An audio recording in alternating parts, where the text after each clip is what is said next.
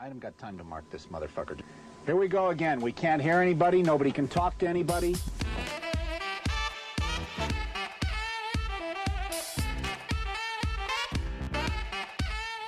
You guessed it, Pressure Points with your two favorite hosts. I'm D, and this is Mark Lover AJ. We're coming at you with Season 6, Episode 17, Irish Schindler Girlboss.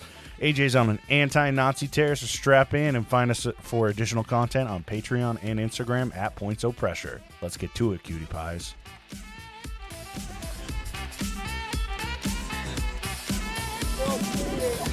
Well, turn the fucking thing off, you dumbass. Well, is it better that I'm on an anti-Nazi tirade and not a pro-Nazi tirade? I didn't say it was a problem. Oh, okay. All right. I dig it. But, all right, so I got to start off by apologizing. You can probably hear that my voice is different, maybe a little stuffed. I can hear it. Yeah, a little bit. It'll pick up. I have to keep drinking, and I'll try to cough outside the mic, but once a year, right when spring starts to show up, there's a week goes by where I feel like I have a sinus infection. But I went to the doctor the last 2 years, and they were like, no, you just have really bad allergies, and they just go away. Damn. Like, fuck. So I got nose spray that I don't use. You got to get that I got a Benadryl on board right now. You got that Benadryl. You know you got that Benny on him. Oh, yeah. I keep that motherfucking thing on me. But I got to keep drinking because my throat gets so dry. Oh, my God. But this is a fun episode. Yeah, I'm excited. Also, earliest ever recorded episode. Honestly, I think that might be true. Yeah, it's 1:42 p.m. Usually we're recording closer to 1:42 a.m.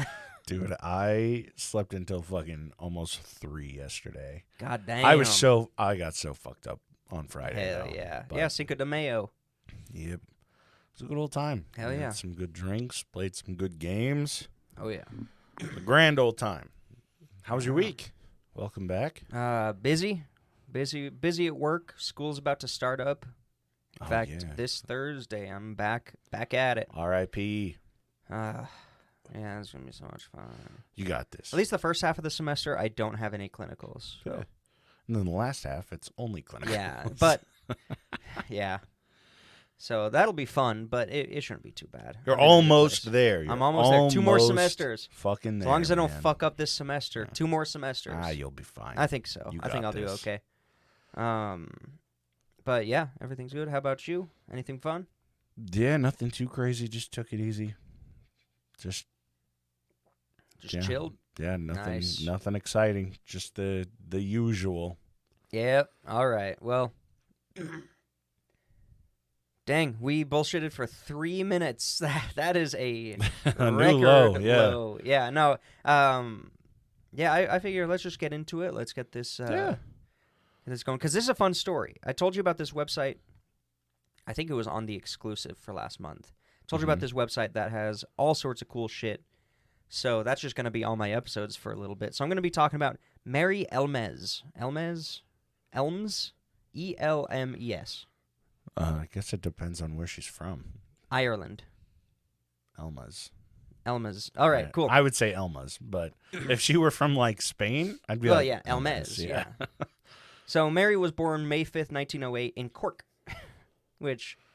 Cork, Ireland. Like C or with a Q? C. Cork, Ireland. I love it. Her dad was a chemist. We should go back to calling pharmacists chemists. That sounds so much cooler. I fuck with it. That's cool. A Cork chemist. Yeah, and she had one brother who later became a chemist. But she went to Rochelle School, and then in 1928, she went to Trinity College. So she's an educated lady. Ooh, fancy. You know, Mary. As good a life as you can growing up during World War I. Being Irish. And being Irish in Ireland with the UK or with like England right there. But she got a degree in French and Spanish modern literature.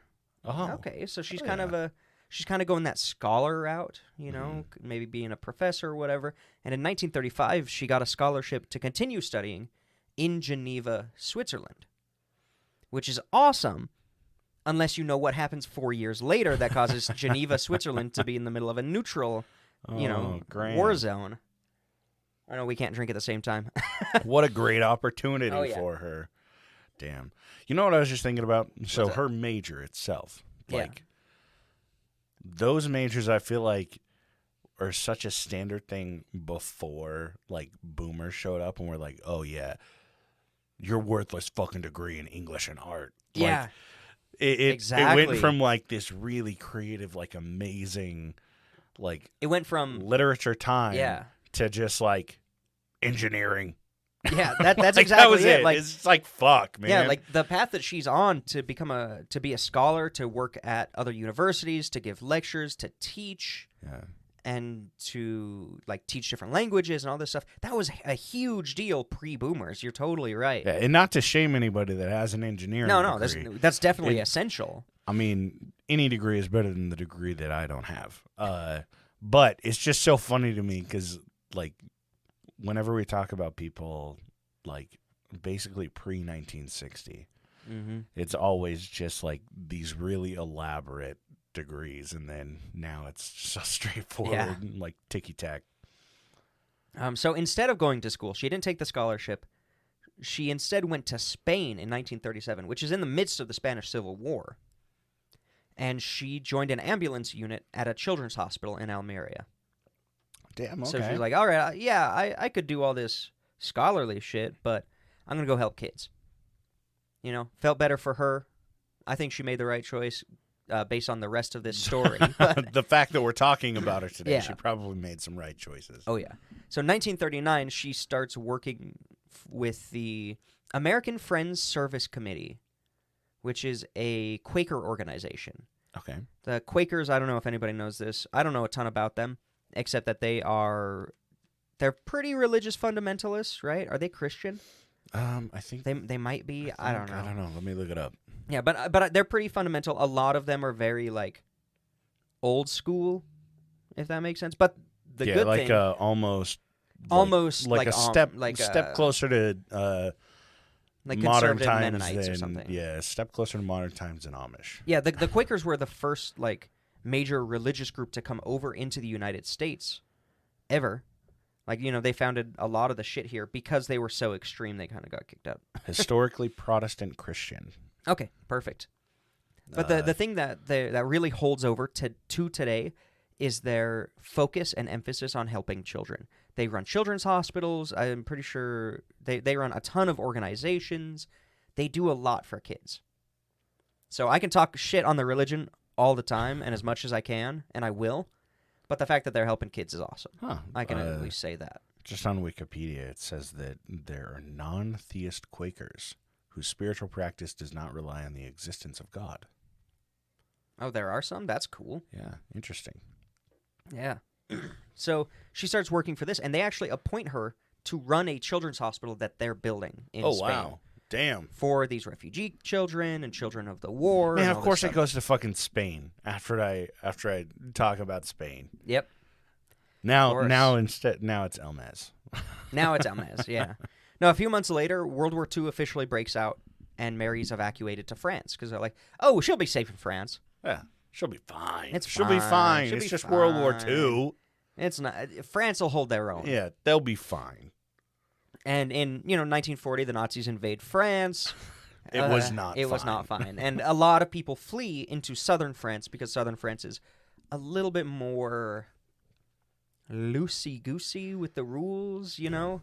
Yeah. And she works with the American the American Friends Service Committee continually through this time period to start taking in and caring for refugee children. And she was a smart lady. Like, she was very well educated, and she is an extremely smart woman. She starts to see what's happening with the Jewish people, and even though she doesn't know about the gassing and how bad it is, she knows something's going on. Yeah. And she immediately starts just stepping in and caring for people as much as she can. Good. Hell yeah. Even just hiding Jewish children mostly. And in 1942, the Vichy government, which was the French Nazi collaboration government, removed the final remaining protection of Jewish children. Because up to that point, in that area of France, Jewish children couldn't be deported to concentration camps. They could be deported really? back to a country and then sent to those camps, but they couldn't be directly sent out. So the Vichy government was like, never mind. You can take the kids. And that's when things go into full gear. And she realizes, oh shit, like they're just gonna take these kids, and her theory was they're just gonna work them to death and starve them, which is 80% true. Like, so she starts to work with a lot of the basically coworkers, the colleagues from the different committees that she was working in. She starts working with them and making these connections to underground resistance groups like the French Resistance. Oh, damn. Okay. And they start moving kids. They start hiding kids. They start getting fake documents.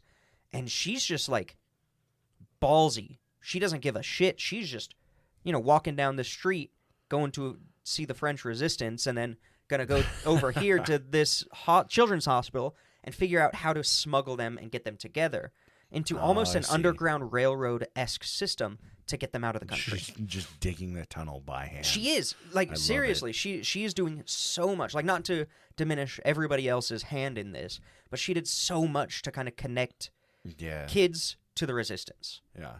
She was very much a bridge. And she would gather fake documents, and she would also work with smugglers. Like, there are a lot of people through this time period who were conventionally just smuggling shit because of the war. Mm-hmm. Black marketers and shit. But she would also convince them to take kids out of the country. Oh, so like, shit. Okay, yeah, we'll do that. Like, whatever. I mean, I'm it's also a solid gonna make connection to make, yeah. And, they're bringing false documents. They can also bring in supplies and shit like that. So smugglers were totally essential to these underground networks. That's cool. Which is a really cool idea. But she personally was like, I got to do more. She starts throwing kids into her trunk and driving them to the Pyrenees Mountains. She has a fucking exhaust leak and just gasses them. She gasses them. Fuck! Oh, no. Shit! What have I done? That's exactly what I was trying to avoid. Just turns herself in. I'm one of them. I fucked up. Yeah, she starts just sig-hailing. No, but they, so she'll just throw kids in her trunk and drive across France.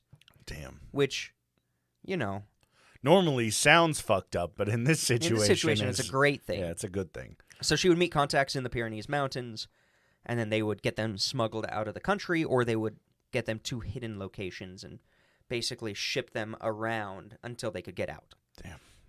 And keep them hidden the whole time. And it's crazy. So now we're going to take a brief sidetrack. She's doing all this girl boss shit. And we're going to talk about Lois Gundin. Lois Gundin. On her own, she could be an entire episode. Yeah? Because she's also a badass. But she fits so perfectly in here. We'll come back to it in 2 seasons. No, this will be perfect. Just kidding. Yeah. No, she was a Mennonite, not a conservative Mennonite, so she didn't like dress up and shit. But she was a Mennonite who got a master's degree in French, and she became a teaching professor. Again, super smart lady. And she got this before 1941, because in 1941 she quit being a professor. She boarded a ship bound for Portugal. And then she traveled overland with another Mennonite woman through war-torn, post-Spanish Civil War Spain into France, where she works for a Mennonite Child's Rescue and the American Friends Service Committee or whatever it was. Okay. So she's working for the same groups that Mary's working for. Yeah, she's kind of on the same track. Yeah, so what she does, her idea is, I'm going to make an orphanage for refugees, because then I can take in Jewish children and hide them as refugees of the Spanish Civil War or the the war in Europe at this time. And she specifically, this is how smart she was. She set up her orphanage 12 miles from a place called Camp de Rivesaltes, which was a children internment camp in France. Damn. Specifically for refugee kids. That's a huge, it's crazy looking at stuff like this, especially in retrospect. It's like, you hear, oh yeah, they set up like an orphanage 12 miles from this like child internment camp. And it's like, at the time, it was probably like, bro, they raid this place, they just got like 300 new fucking kids. Like, god damn, that's way too close. But at the same time, those big risks are why we're talking about these people. It's crazy when you hear shit like that. Like, Yeah. you think about you're helping her set everything up, and she's like, yeah, we're going to set up in this building. And you're like, what the fuck is wrong with you? Why don't we go 60 miles away? And it's like, because it's easier to get kids 12 miles than 60. Yeah, but she worked a lot with parents whose kids were in the camp. Yeah. And then Damn. she would go to the camp and say to the Nazis, and she'd say, I'll take this dozen kids. Yeah. Give them to me. And they were like, okay, because then we don't have to watch after Yeah. You don't have to a take dozen care of kids. Yeah. And so they didn't care at this point. They were just like, all right, let's work for us yeah. to do. So they would bring them in, and she has a lot of great quotes, but basically they were in these bunk beds that were very similar to like Auschwitz, and they were always just hunched over, and they were starving and malnourished, and they all had this like a horrible lice. So she would bring them in with that other Mennonite woman and some other associates, and yeah, she would just walk right there and say, just all right, help give me them the kids, bring them back, and they'd shave their heads and clean Spread their them, lice. give them No, I'm just food, kidding. yeah, spread the lice. And it became kind of this rehab facility for kids, essentially. Yeah. They'd get them back to being healthy, and then she always said she wanted to give them as normal a childhood as possible. Mm-hmm. So she would give them chores and read them books and listen to the radio and like try to give them a normal life. Yeah. But and that was even involving the parents, who were also refugees, so they couldn't actually like take care of the kids. There was no work, and they were just trying to survive. So the parents would actually just come to the Show orphanage up. to spend time with their kids Hell yeah. and then go and work. So it was this super essential service. It's such that a you never symbiotic think about. relationship in Yeah. such a terrible time. Exactly. And she did that for a long time. But as the protections for children kind of started to break down, she started to bring in, otherwise healthy Jewish children, or like she would just bring in Jewish children so that the parents could go hide or try to get money or try to get out of the country Yeah. and then come back for the kid or So whatever it was. Yeah, it's hard as hell to hide when you have Yeah, it's two hard to flee a kids, country when you yeah. got two kids on two you. kids and one of them's an infant. But if know? you can It's get like, one of you out of the country and get papers for the rest of you, then you can Yeah. just come back just and go. ship them out. So she starts, making more connections with the underground groups that I was talking about, and she meets Mary. Okay. Hell yeah. And Mary starts to visit the orphanage regularly because she's got the intel. She's traveling all over France all the time, so she hears stuff. She gives them intel. She gives them warnings, like if she hears that they're going to be raided or anything like that, so that they have time to hide the Jewish kids. And Mary was just so like honed in on what was really going on, more than most people in Europe Yeah. at this time, that she even said like, hey, if they get to these camps, they're going to be dead. Like, you can't let them do this.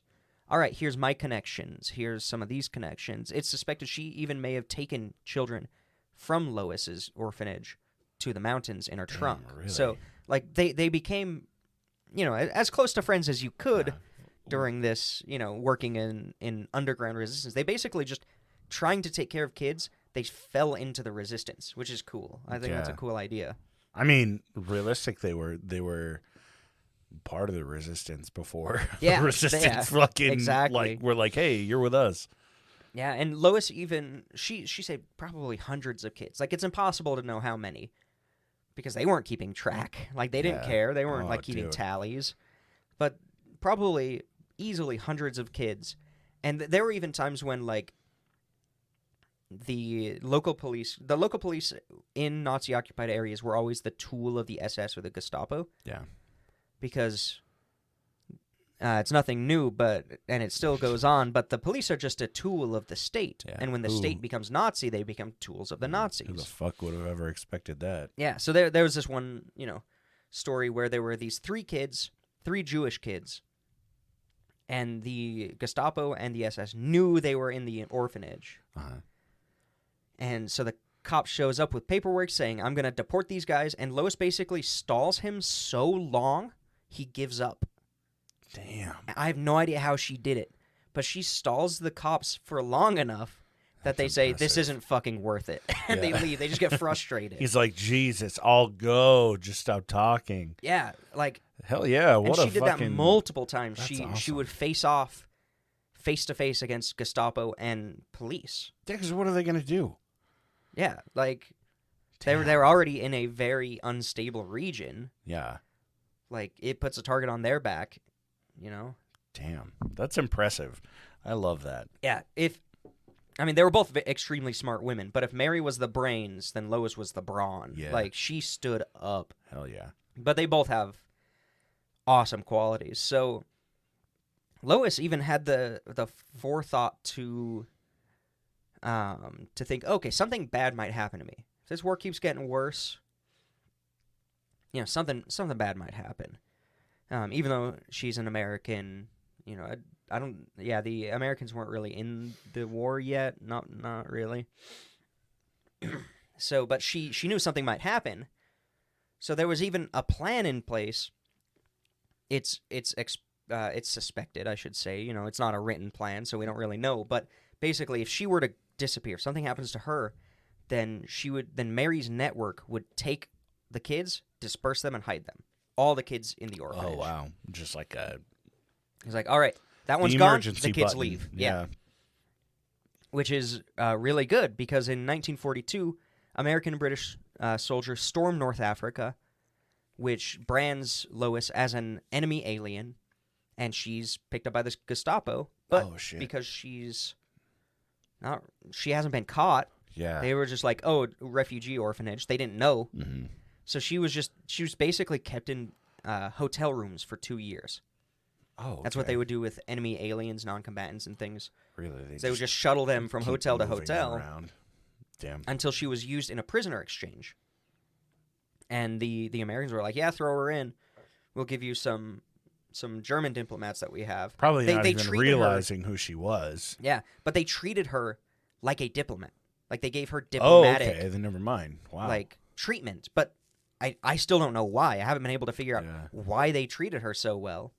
Huh. I'm thinking it's just because she was a Mennonite who established an orphanage. Like, I think that's all they knew. I think she's been flying under the radar so well that they just thought that, oh, she's harmless, let's just treat her well. Yeah. You know, and get her out of here. Because she wouldn't shy away from German kids. Yeah. There weren't a lot in that area of France, but she didn't care who the kids were. She would bring in everybody. Interesting. So I still don't know why. But in 1944, she was exchanged back to the U.S. And I kept finding more and more and more about these people, and about more people who risked, everything to help kids in this area. Yeah. And, well, all over Europe. But specifically in this area, I found, like, letters between different women talking about, like, what's going on. Like, between Mary and this other person was also talking to Lois. And just different communications about everything from, hey, I think they're killing people in the camps, to, hey, do you have a coloring book? You got like, color pencils, or do you have, like... have some supplies for the kids. You got some supplies. Hey, let's get some clothes. Hey, do you have a size whatever? Like, it became very, not mundane, but, like, they really focused on giving these kids as much a normal life as possible, even if they were only there for a week before getting shuttled off. That's awesome. I feel like, I could be wrong, but I feel like a lot of the women that made, like, such a big difference were so successful because they were immediately discounted because they were women. Exactly. Like, you got to realize this is a time period where, like, a lot of women just don't have those equal rights, like, at all. Yeah, and a lot of women don't have an education at all. They're just looked down upon, like it's just, oh, yep, just another woman in a hospital, probably a nurse. And it's like, no, this lady's fucking running this shit. This lady has a master's degree in French linguistics and was going into economics before this. Like, they were so discounted that they were able to fly under the radar. I love it. I think it's like, it's such an interesting and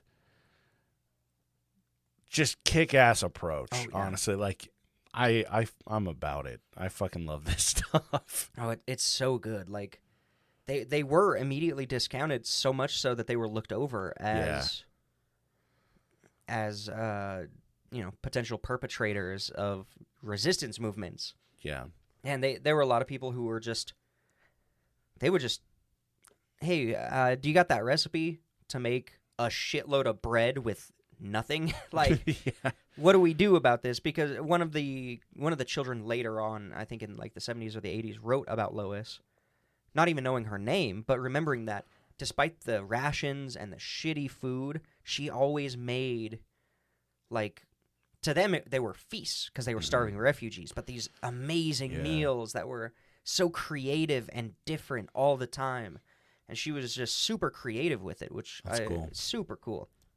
And yeah, they would exchange books and educational materials to try to get them some level of schooling. Even if they're just going to be there for a month, they're going to read them books. They're going to teach them stuff. Yeah. Which is really cool. Damn. And they got away with this just by hiding in plain sight. They could talk about this because she worked for a children's organization, and this lady has an orphanage. It would be so they didn't have to hide. Yeah, it's a normal fucking phone call. Exactly. But back to Mary. They're doing all these exchanges and stuff. Suddenly, the Gestapo starts looking into Mary. In 1943, she's shuttled probably hundreds of kids. Again, nobody's keeping track, but it's estimated it's hundreds of children. And she gets arrested by the Gestapo on suspicion of aiding the escape of Jews and espionage. Oh, no. And she gets imprisoned. She's in a Gestapo prison for 6 months. Oh, God, I thought you were going to say 6 years. I was like, how the fuck did that line up? Luckily, 6 months. Because there were some weird, again, just like Lois, there were some weird politics around this lady where she's an Irish national. Yeah. In South France. In South France, working for an American organization. So the Irish consulate in Washington steps in. I see. And gets her out of prison. I don't know how he did it, but did some diplomatic shit, got her out of prison, and her family basically says, come on, come back, like, come home to Ireland, like, this is, holy shit, you were just in an SS prison, like, come on. Jesus. And she says, nah. And she stays in southern France through the rest of the war. Damn. Continuing to help children, smuggle children. She couldn't do the regular route, but she still worked with the different groups and just kept helping people until after the war. Damn, dude. She got that fucking immunity token on her back. Yeah, I don't know how she got, like, it must be a combination of how smart they were and how much they were overlooked. That, because and I also feel like so much shit. I also feel like back then you're probably not getting women that are just like standing the fuck up. Like, I'm not to say that like women were subservient at the time, but like they were expected to be. Yeah, when you're Gestapo and you walk into a hospital and you're like, we're taking all these kids, and some lady walks up to you and she goes, no, do you want some the tea? Fuck you're not. You're going to walk right back out. Like, it's going to catch you off guard. And he's like, I'll take you too. And she's like, okay, fucking do it then, bitch. Yeah, do it. Like, I'm an American. What are you going to do? Yeah, I feel like it would intimidate the ever-living fuck out of them. It's like getting scolded by your mom and your grandma. It's like, fuck. Like, okay, I'm really sorry. And I feel like that's such a solid approach. Yeah. Damn, and that's cool. So originally this episode was just Mary. But then I found the connection to Lois, and then I found a bunch of other connections to a bunch of other people. But I just think it's so cool that all these women intersected. Yeah. Just working in this region of France, which was crazy. I do have some post-war notes on both these women. Yeah. Because in general, these women's stories are pretty unknown. These are relatively unknown people. And I love doing the stories that are unknown, because I feel like even if 150 people now, listen to this episode and now know their story, that's 150 more people who can tell their friends or whatever. And so Lois, she was in a prisoner exchange. She went back to the lecturing and teaching circuit like nothing happened, like she wasn't just a prisoner of war. And she got her PhD. Damn. So, again, she starts focusing her... she realizes she can't go back to Europe at least not for a little bit. Give it a couple of years. So she starts doing humanitarian work in South America, Puerto Rico and Mexico and further down. She gets married to a dude who already has a kid. She becomes a stepmother. She writes a memoir just kind of for herself. She writes a couple books about like women's role in organized religion and how they should be more like active on missions and how women, it's called Women Liberated, but it was liberation through religion and how they should be, equals in religion essentially, which was that's pretty spicy for a Mennonite. Yeah. And then in 2005 she died with her story pretty much unknown. Jesus. But I think it's a lady. Yeah, a lady named Jeanette Kalish. Where was it? It was like 2011 or something. I didn't write it down. I don't know why. But she was actually a child who Lois saved in her orphanage. Started to petition for her nomination of the Righteous Among the Nations Award by the Yad Vashem, which, if you heard the exclusive, that's the same award that the Edelweiss pirate guy got. Damn. Bartel. So I'm basically reading all of the people who got this award because they're all people who did badass shit during World War II. Yeah. She was the fourth of 5 Americans to get this title ever. Jesus. So they are very particular about who gets it. They have to be able to prove the story, essentially, and they have to be like above and beyond what a normal person would probably do. And I think that's pretty accurate for this fair, lady. yeah. And a weird synchronicity is kind of with what happened to Mary. Mary went back, or she didn't go back home. She stayed in France, but she got married. She had 2 kids, and she never told them about what she did with the war. Really? Never. Wow. They knew that she was imprisoned at one point, but anytime she was asked about it, she'd basically say, "Oh, we all had to suffer some inconveniences in those days." That's a quote, by the way. God damn it. Like, "Oh, I was in a Gestapo prison for 6 months." We were all, inconvenienced. Jesus. But I mean, I don't blame her. Like, you got to realize, I'm sure with a lot of people in those situations with the resistance, like, they were probably still fairly paranoid that there were people, I mean, there are still fucking Nazis running around and shit. Mm-hmm. That they're like, hey, I'm not going to talk about being a part of the resistance. And then some crazed radical was like, just comes after him. I don't blame her at all. This ended up probably being more of just humble. Yeah. Humble, but also I could see it being I could like, see the... yeah, we're not going to get into it. Like, I don't want to blow this up. Yeah, it's like Bartel Schink and his resistance, the people who survived, being so worried and not able to get their stories out there because the judges in Nazi Germany were the same judges after Nazi Germany. Yeah, it's not like new people just show up. But she was even offered within the couple years after that the Legion of Honor, which is the highest French civilian award around, but she refused it. She said, "Nah, I don't want the attention." She literally said, I don't want the attention. Jesus. So her kids spent pretty much all of her life just like not knowing what she did, but knowing she did something. Yeah. She ended up dying in 2002, but in 2013, a dude by the name of Ronald Friend, he was a professor in some college somewhere, he starts nominating her and pushing for her award of Righteous Among the Nations, which was awarded. She's the only Irish person at that time of the source, which was a couple of years ago. So probably still the only Irish person to get this award. Damn. And turns out Ronald was one of the kids she smuggled in her trunk through the Pyrenees. Hell yeah. He had been looking for her for 70 years. Jesus. He was 5 years old when it happened. God damn. And I was able to find, like, part of his story, which was really cool, because he was 5 years old, he was Jewish, his parents saw the writing on the wall and fled for Switzerland. His brother and father got over the border, but the mom and him were stopped by a Nazi. Yeah. So the dad and brother came back. Oof. And they were sent to that camp, the Lois's camp, Oh, the okay. Rivitas or Yeah, whatever it yeah. was. And then they were separated.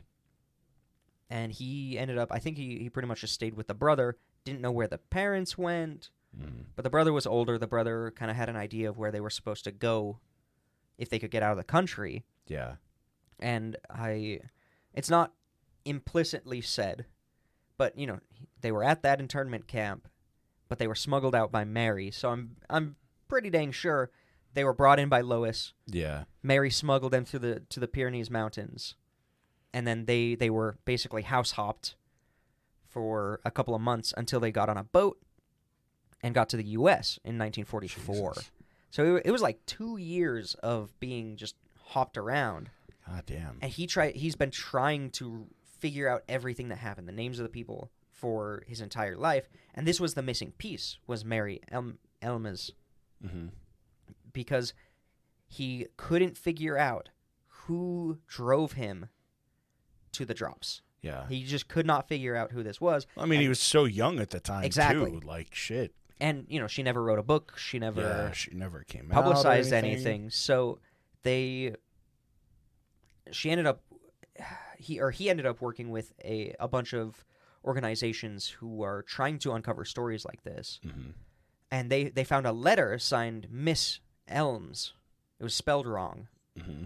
But he's like, okay, this is something to go on. Yeah. And he figured out that there was a lady by Elma's name. Yeah. And he basically figured out through those correspondences, trying to get like supplies and shit, who this lady was. I see. Okay. And he was like, he said, I wish I could have met her as an adult. Yeah. And I wish she had been recognized for this immediately. Like the invaluable service that she had for so many children. And she didn't even get any kind of recognition until 11 years after she died. Yeah. Damn. Like, and she didn't want it. I mean, she didn't want the recognition. Yeah. But I still think she deserves to be recognized. She wasn't. Like, She wasn't actively seeking it out, but yeah, very well deserved. That's for sure. Damn. And sometimes I get a little nerdy with some of the locations. I found her dad's original like chemist shop, the pharmacy. It's a McDonald's now. Jesus. God damn it. Yeah, but it's crazy because it's so easy, and I feel like I did this a lot in a lot of the earlier episodes, where it's so easy to just focus on one person and one person's contributions. Like, it's so easy to look at Schindler and his wife and say, Yeah. this is the impact they had. But it's so much more valuable to look at the people around them Yeah. Like who the covered for them, entire- Yeah.